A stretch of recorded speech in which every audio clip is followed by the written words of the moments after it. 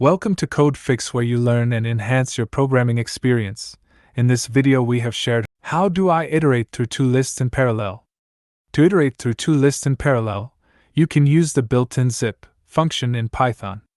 The zip function takes two or more lists as arguments and returns an iterator that produces tuples containing corresponding elements from the input lists. Here's an example. Now let me run this example code. Here is the output you will get. In this example, list 1 and list 2 are two separate lists with the same length. The zip function combines the elements from list 1 and list 2 into tuples, and the for loop iterates through these tuples.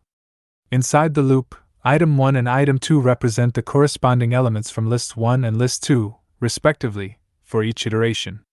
Note that if the input lists are of different lengths, zip will stop creating tuples when the shortest input list is exhausted.